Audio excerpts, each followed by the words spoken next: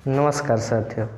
आज हम लोग बात करेंगे कक्षा 10 के लिए सामाजिक विज्ञान का पहला चैप्टर, जिसका नाम है यूरोप में राष्ट्रवाद का उदय। हालांकि हम लोग हर चैप्टर से 30 MCQ लेंगे, ठीक है। एक चैप्टर से 30 क्वेश्चन ऑब्जेक्टिव लेंगे, जो कि एग्ज़ाम के लिए बहुत महत्वपूर्ण है, ठीक। तो हम लोग बात करते हैं, पहला चैप्टर नाम का है यूरोप में राष्ट्रवाद का उदय। तो हम लोग देखेंगे फ्रांस में गणतंत्र की घोषणा कब हुई, ठीक है। फ्रांस में गणतंत्र की घोषणा कब हुई?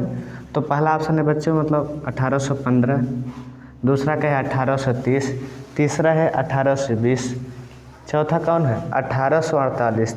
तो मतलब डी वाला क्वेश्चन क्या है, ऑप्शन मेरा क्या है, सही है। कौन सा बच्चों 1848। चलो अगला क्वेश्चन बात करते हैं, फ्रांस की क्रांति कब हुई थी? फ्रांस की क्रांति कब हुई थी, ठीक है। पहला ऑप्शन कौन है 1789। पहला ऑप्शन कौन है 1789। हालांकि बच्चे पहले आ गया तो ये पहले ही सही, पहला वाला ही क्या है, सही है, ठीक है। अब लोग आगे बात करें, नेपोलियन का संबंध किस देश से है? नेपोलियन का संबंध किस देश से है, ठीक है। तो पहला ऑप्शन का है फ्रांस है, दूसरा का है जर्मनी है, तीसरा का है इटली, चौथा का है कि इनमें से कोई नहीं। तो ठीक है, ये पहला ऑप्शन ही मतलब का है, सही है। तो कौन सा पहला, ठीक। अब लोग आगे बढ़ते हैं, वियना की संधि कब हुई थी? वियना की संधि कब हुई थी? तो पहला ऑप्शन कौन है 1815, दूसरा कौन है 1804, तीसरा कौन है 1821, चौथा कौन है 1788। तीसरे मतलब पहला ही वाला का है, सही है, ठीक है। हम लोग आगे बढ़ते हैं, राष्ट्रवाद का प्रारंभ किस देश से हुआ? राष्ट्रवाद मतलब होता है कि अपने देश के प्रति एक स्नेह प्रेम की भावना, वही मतलब क्या होता है राष्ट्रवाद। तो हम लोग बात करते हैं राष्ट्रवाद का प्रारंभ किस देश से हुआ? तो पहला का है जर्मनी, दूसरा का है फ्रांस, तीसरा का है पोलैंड, चौथा इंग्लैंड। लेकिन हमारा ऑप्शन मतलब कौन सही है, बी, कौन, फ्रांस, ठीक है।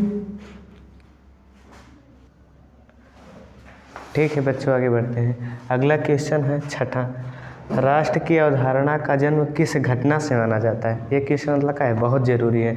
तो पहला मतलब है गौरव क्रांति से, दूसरा का है फ्रांस की क्रांति से, तीसरा का है धर्म सुधार आंदोलन से, चौथा का है पुनर्जागरण से। मतलब पुनर्जागरण का अर्थ होता है पुनः जीवित होना, ठीक है। तो इसका मतलब आंसर बी, कौन, फ्रांस की क्रांति से। जॉल वेराइन का गठन कब किया गया? बहुत ज़रूरी इंपॉर्टेंट क्वेश्चन है, ठीक है। जॉल वेराइन का गठन कब किया गया? तो पहला मतलब ऑप्शन का है बच्चों 1832 है, दूसरा कौन सा है 1834 है, तीसरा कौन है 1879। बच्चों यहाँ डी कर दो, ठीक है। तो यहाँ कौन है 1815, लेकिन इसका आंसर मतलब कौन होगा 1834 होगा, ठीक।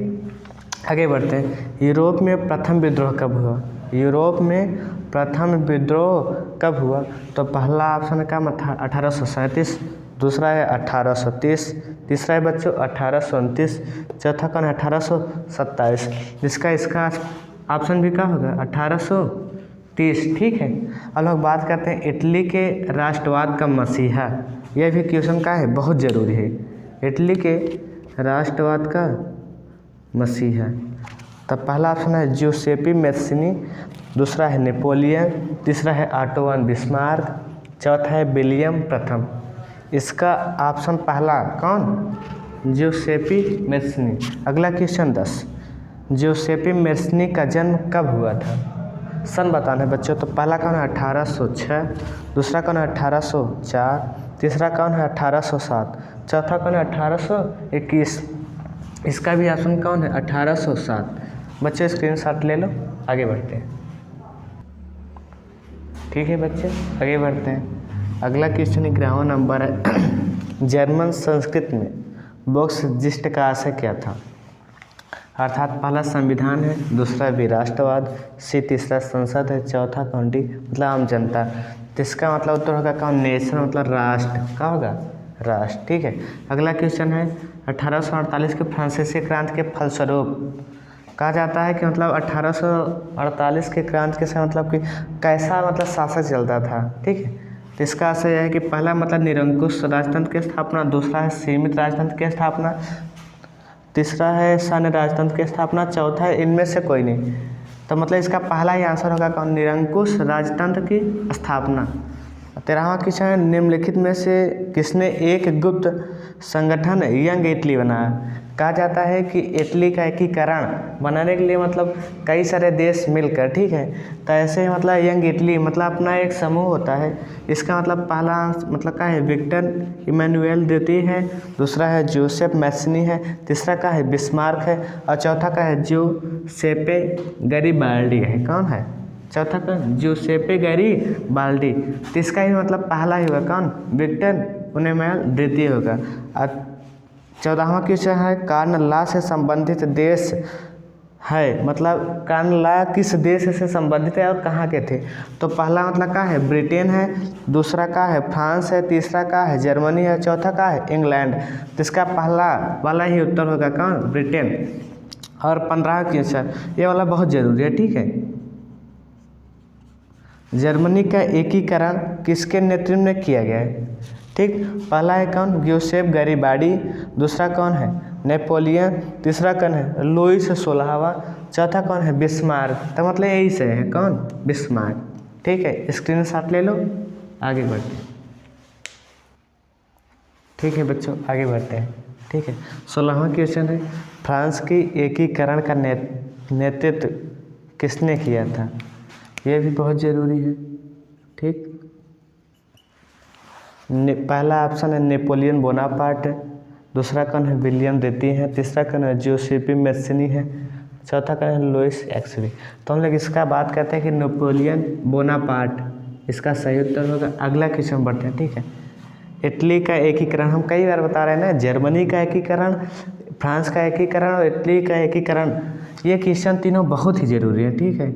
किसी न किसी सेट में आपको पक्का मिलेगा। तो हम बात करते हैं इटली का एकीकरण का नेतृत्व किसने किया था। पहला ऑप्शन हिटलर, कहा जाता है हिटलर जर्मनी का बादशाह था, इसने कहा जाता था, इसका मतलब ये जो कह देता था वो कर देता था, ठीक है। तो पहला ऑप्शन का है हिटलर, दूसरा का है जो सीपी मैसनी है, तीसरा कौन है, बिस्मार्क, चौथा कौन है, चार्ल्स दशम। तो इसका मतलब ऑप्शन बी, इसका क्या होगा, इटली का एकीकरण का मतलब ऑप्शन बी सही होगा। हम बात करते हैं 18वां क्वेश्चन, श्रीलंका स्वतंत्र राष्ट्र कब बना, ठीक है। तो हम जब बात करते हैं, पहला ऑप्शन कौन है, 1947 है, दूसरा कौन, बी 1948 है, तीसरा कौन है, 1957, चौथा कौन है, 1981। तो श्रीलंका स्वतंत्र राष्ट्र कब बना, 4 तारीख को, 4 फरवरी 1948 को, ठीक है। तो हम लोग बात करते हैं 19वां क्वेश्चन, 1944 में ब्रिटेन वुड्स सम्मेलन कहाँ आयोजित किया गया, ठीक है। तो पहला ऑप्शन कौन है, फ्रांस है, दूसरा कौन है, ब्रिटेन है, तीसरा कौन है, अमेरिका, चौथा कौन है, भारत। तो ये वाला मतलब कौन है, ठीक है, अमेरिका, ठीक। अब अगला क्वेश्चन देखते हैं 20वां, रूसो संबंधित थे मतलब किस क्रांति से, ठीक है, उनमें कौन सी क्रांति मतलब अपना योगदान दिया।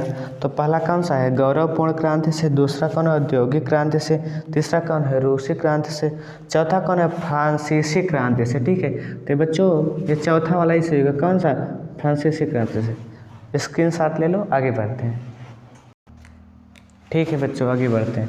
21वां क्वेश्चन है कि प्रथम विश्व युद्ध कब समाप्त हुआ था। क्वेश्चन का है प्रथम विश्व युद्ध कब समाप्त हुआ था।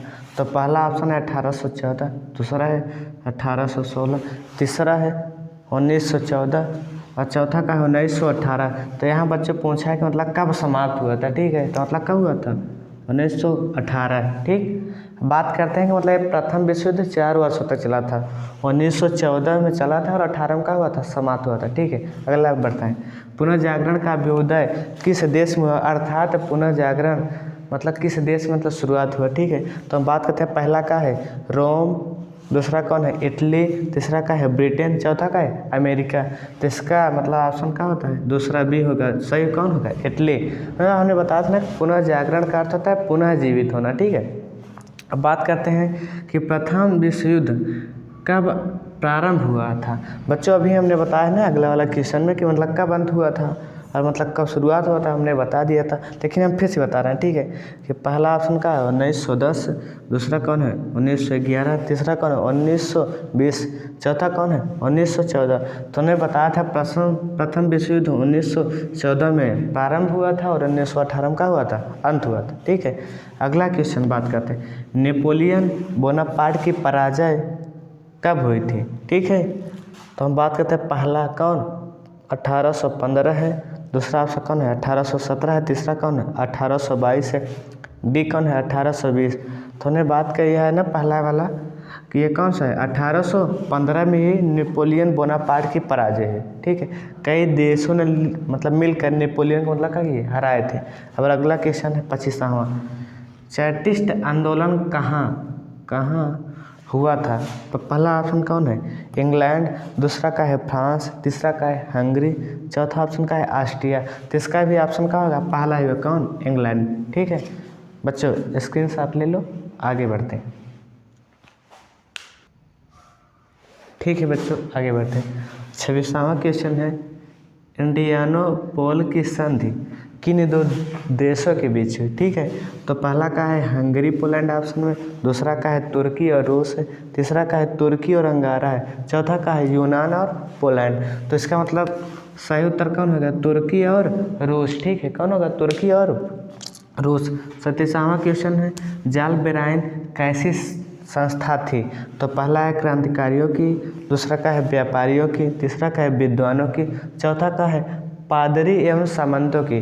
तो इसका भी मतलब ऑप्शन कौन हो गया व्यापारियों की, ठीक है। दूसरा कौन है व्यापारियों की, और तीसरा बात करते हैं मतलब 28वां क्वेश्चन है, रक्त और लौह की नीति का अवलंबन किसने किया था, ठीक है। तो पहला मतलब क्या है ऑटो वन बिस्मार्क, दूसरा का है मेजनी, तीसरा का है हिटलर, चौथा का है विलियम प्रथम। तो इसका मतलब ऑप्शन कौन होगा पहला ही, कौन होगा पहला। हम बात करते हैं फ्रांसीसी कलाकार फ्रेडरिक सारियो ने 4 चित्रों की श्रृंखला कब बनाई थी। कहा जाता था इन्होंने 4 चित्रों का समावेश किया था, ठीक। तो मतलब इनका पहला ऑप्शन का है 1840 है, दूसरा का है 1844, तीसरा का है 1848, चौथा का है 1850। लेकिन इसका सही उत्तर का है 1848, ठीक। और अगला क्वेश्चन और लास्ट क्वेश्चन, ठीक है। नेपोलियन की मृत्यु कब हुई थी। तो पहला ऑप्शन का है 1821 में, दूसरा कौन है 1824 में, 1826 में और 1828 में। तो इसका पहला ही ऑप्शन ही मतलब क्या होगा सही होगा, ठीक है। ये वाला क्वेश्चन मतलब क्या है बहुत ज़रूरी है, ठीक है। ऐसे ही हर चैप्टर का आगे हम लाते रहेंगे हमसे क्यों। अगर वीडियो अच्छी लगी हो तो लाइक कीजिए, शेयर कीजिए और सब्सक्राइब कीजिए और अपने दोस्तों को पास भेजिए, जिससे और अच्छा ज्ञान मिले और अच्छा आप लोग नंबर पाएँ, ठीक है। अगले वीडियो में मिलते हैं, धन्यवाद।